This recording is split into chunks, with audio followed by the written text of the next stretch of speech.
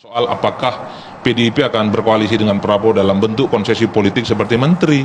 Karena per hari ini jarak psikologis PDIP dengan Jokowi itu belum selesai. Karena tidak mungkin PDIP itu hanya berkoalisi dengan Prabowo tanpa Gibran Raka Buming Raka. Kan tak mungkin berkoalisi sebelah mata. Prabowo oke, tapi Gibran tidak. Mengakui presidennya saja tapi wapresnya enggak. Saya menduga mungkin nanti PDIP akan menjadi bagian dari koalisi pemerintah, menjadi bagian dari koalisinya Prabowo kalau hubungan Jokowi dan Bu Mega, Prabowo Subianto itu tidak baik-baik saja. Masuklah di situ. Kan itu yang kemudian sebenarnya. Tunggu. Kenapa ada indikasi ke sana kah hubungan Pak Jokowi dengan Pak Prabowo bisa nggak baik-baik saja? Urusan duniawi ini tak ada yang abadi. Semuanya itu serba babak belur dan serba lulu lantak. Apalagi dalam urusan-urusan politik. Enggak, pasti Anda berbicara ada dasarnya ya. Ada indikasi apa yang membuat seorang Adi Praetno bisa menyebutkan itu? Kebersamaan gitu. Jokowi dan PDIP 23 tahun bubar jalan. Jokowi dan Prabowo menjadi rival 10 tahun, berkongsi.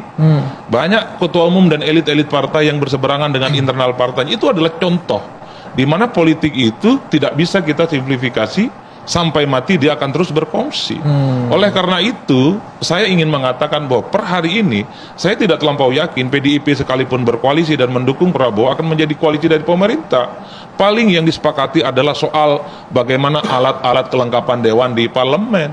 Kalau per hari ini ada yang mencurigai bahwa PDIP jadi ketua DPR itu sebagai bentuk kompromi politik, saya ingin membantah. Undang-undang MD3 menegaskan bahwa partai pemenang pileg itu otomatis jadi ketua DPR. Nah, bentar.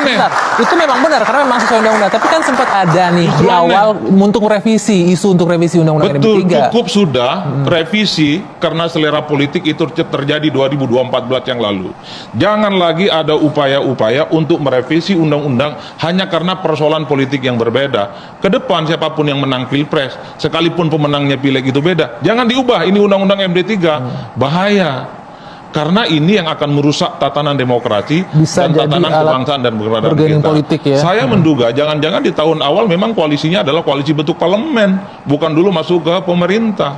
Karena belum ada keputusan resmi dari PDIP. Tapi itu tadi, kalau memang hilal politiknya ada indikasi hubungan yang tak lagi mesra misalnya antara Bang Dhanil Anhar Simanjuntak ya dengan kubunya Pak Jokowi, bukan tidak mungkin PDIP akan masuk di dalamnya. Tapi begini Anggi, kepentingan berkoalisi. Nanti saya lupa sebentar.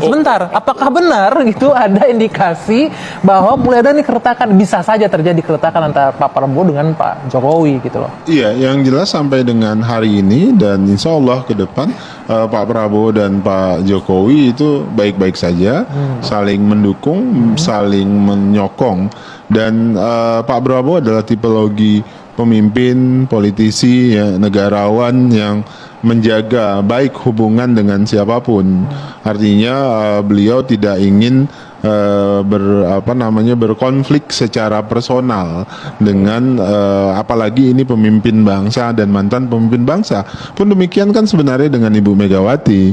Pak Prabowo punya sikap politik yang berbeda misalnya dengan Ibu Megawati, tapi kemudian itu tidak membuat Pak Prabowo secara personal itu punya hubungan yang jelek. Pak Prabowo selalu bilang no hard feeling kalau terkait dengan hubungan pribadi. Jadi walaupun kami, Pak Hasim bilang 2 tahun loh nggak ketemu sama Bu Mega gitu ya. Oh iya kan memang memang belum bertemu dengan Ibu Megawati secara fisik kan, bertemu ngopi begini. Kenapa? Karena ada